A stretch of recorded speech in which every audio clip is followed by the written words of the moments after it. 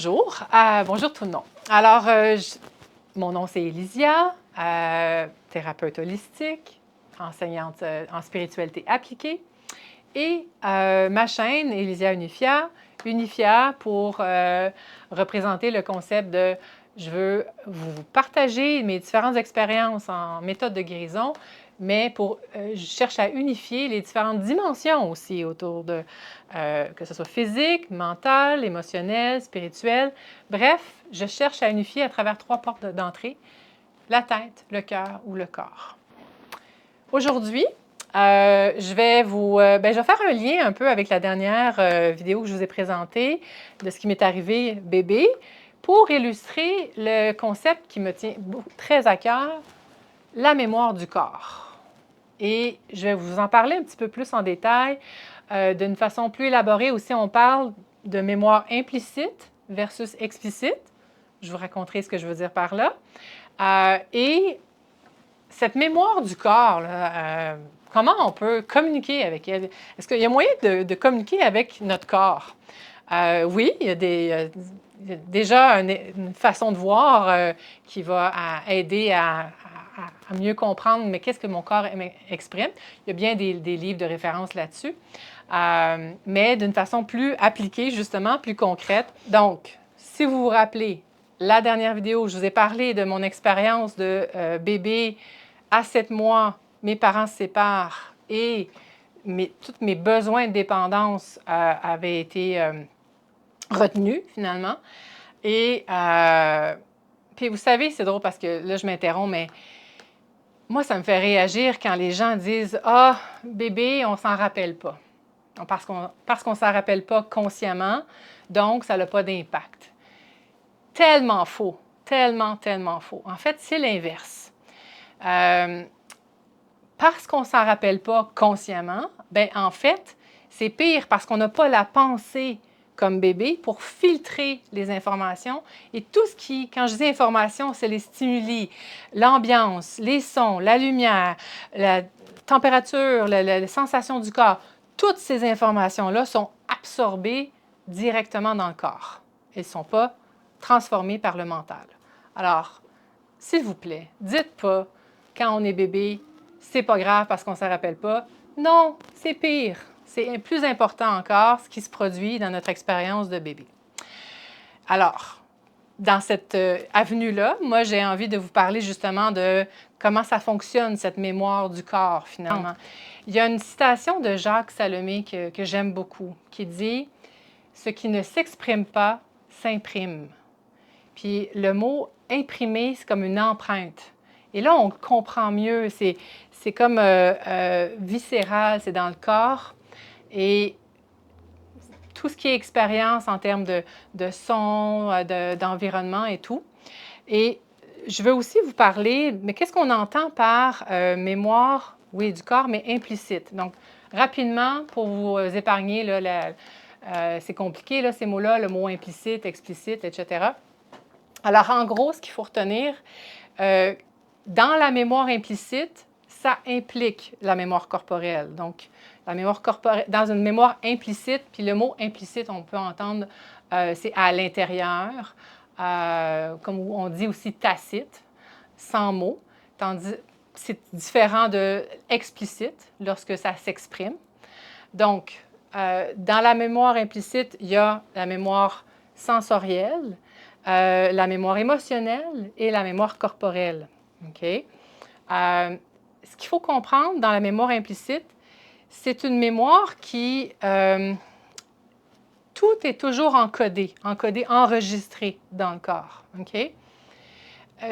L'image qui me vient pour vous illustrer ça, donc j'aime bien les métaphores, un avion qui a un accident. Le pilote, c'est le conscient. Donc, il y a des choses qu'il va être en mesure de dire, de nommer. Il y a le moteur à droite qui a arrêté. Il y a l'aile gauche, bon, etc. Il va pouvoir dire certaines choses. Par contre, il y a la boîte noire qui, elle, enregistre tout, tout, tout. Et la boîte noire, ça serait notre mémoire implicite. Donc, c'est toujours encodé, même dès la vie intra-utérine. Donc, le corps commence à enregistrer les informations de ce qui est vécu, que ce soit les émotions de sa mère, etc. Pour le bébé, je pense que c'est à la fin du 2e trimestre, début du 3e trimestre. Donc, 7-8 mois de grossesse, déjà, le corps du bébé commence à enregistrer. Ça s'enregistre toujours et lorsqu'on dit qu'une mémoire implicite est activée, donc on est en train de se rappeler, on ne s'en rend pas compte. L'expérience est vécue comme actuelle.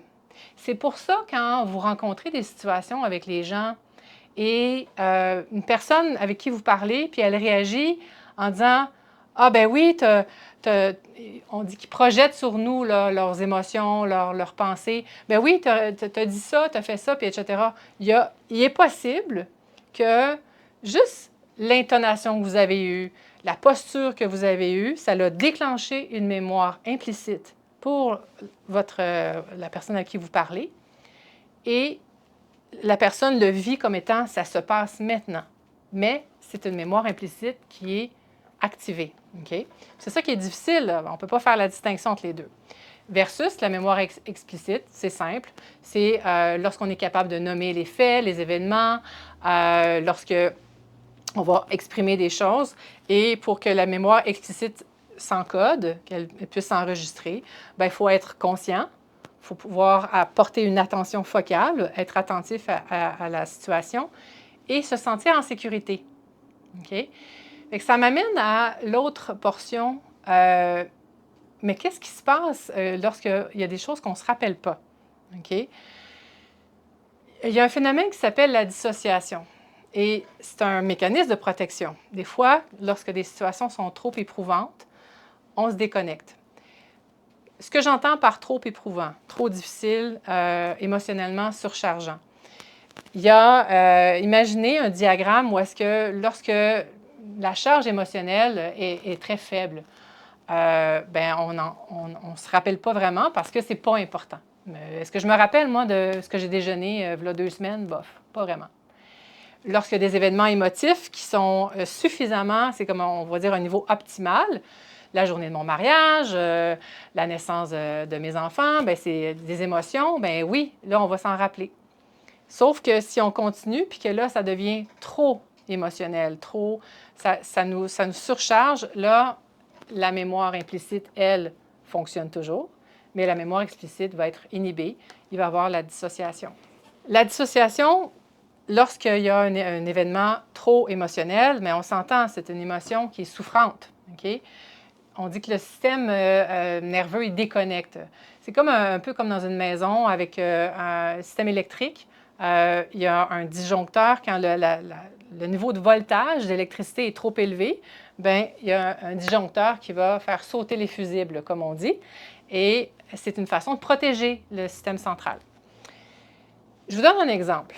Imaginez, puis là, c'est ça qui arrive, c'est que les gens ne réalisent pas comment il y a cette mémoire corporelle. Elle nous parle d'une information, mais qu'on ne peut pas se rappeler. Imaginez un trauma, une agression sexuelle, l'agresseur avait une camionnette bleue d'un certain modèle, typique, et toutes ces informations-là sont évidemment encodées, la mémoire implicite, mais c'est tellement traumatisant que ma mémoire explicite, elle a décidé de couper, de se déconnecter, de se dissocier.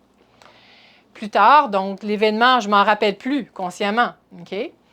Et là, plus tard dans ma vie, je suis en train de conduire, mon corps, pas moi, mon corps voit une camionnette bleue, exactement le même modèle que l'agresseur à l'époque. Et là, mon corps se rappelle. Moi, je le vis comme étant actuel. Mon corps se met à trembler.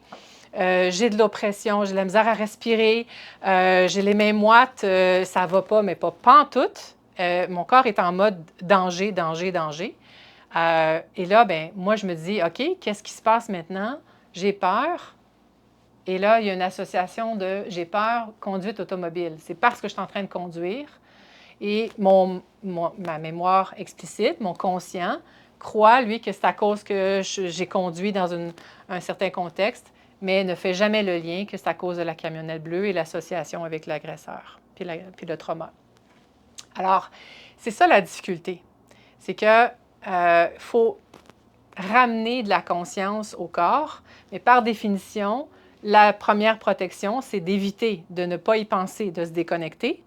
Et souvent, dans toutes les méthodes de guérison, le principe, c'est de ramener une conscience à ce corps-là pour dénouer les situations qui ont été traumatiques. Alors, ramener de l'attention à notre corps. En premier, je veux que vous réalisez jusqu'à quel point le simple fait de penser, votre corps s'active. Le corps ne fait pas la différence entre l'imaginaire ou le réel. Pour lui, c'est la même chose.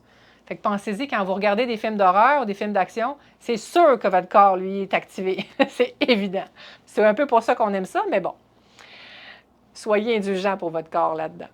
Alors, j'ai envie de vous faire un petit exercice pour vous faire ressentir jusqu'à quel point votre corps réagit au simple fait de la pensée. Je vais vous raconter une situation où on va faire de la visualisation.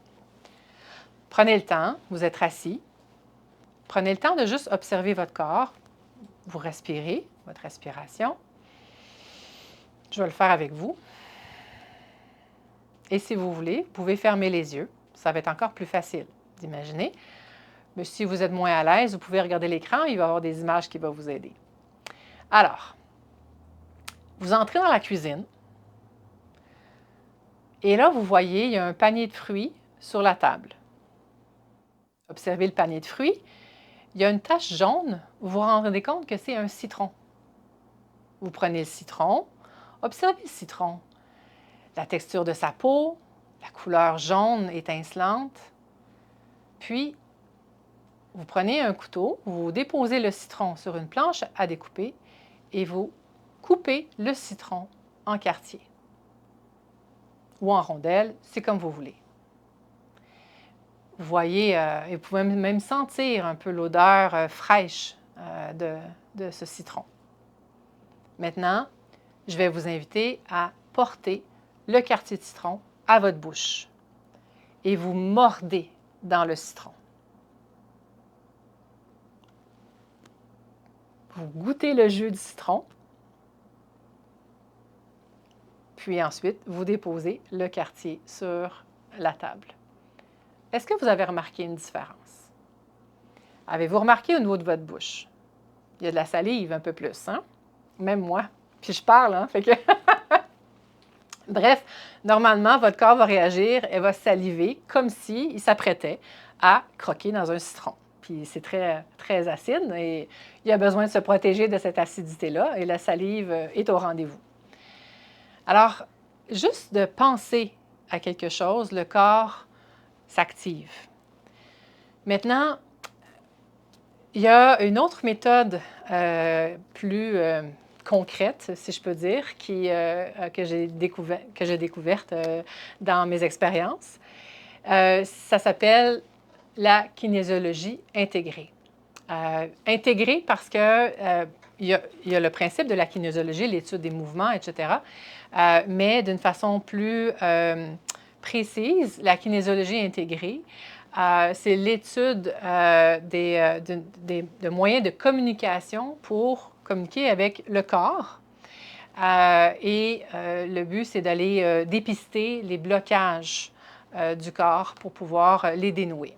Donc, c'est une façon de demander directement à son corps où est-ce que j'ai des blocages ou qu'est-ce qui ne va pas pour toi. Brièvement, je vous raconte, moi, ce qui m'était arrivé pour vous illustrer jusqu'à quel point ça m'a été très utile, cette méthode-là. En fait, j'ai presque envie de dire c'est ça qui m'a sauvé la vie.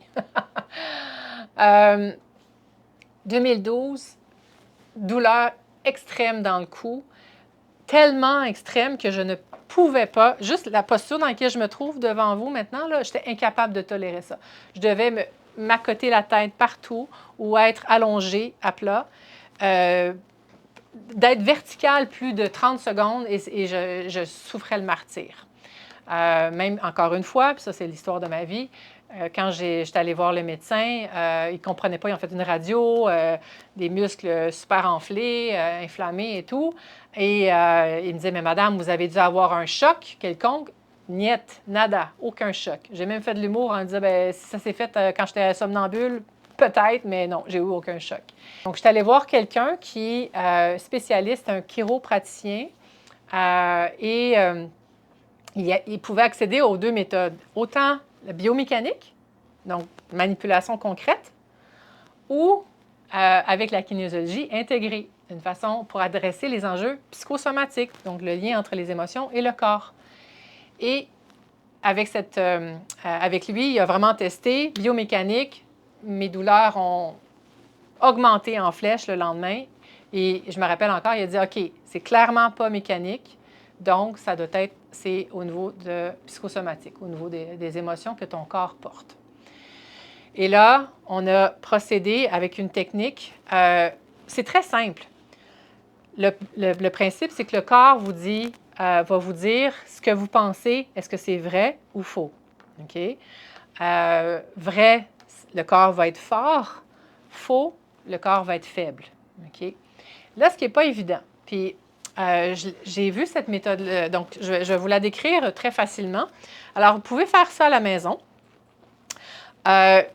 Le principe, c'est que vous allez joindre ensemble index et pouce ensemble et vous allez faire comme des maillons d'une chaîne. OK?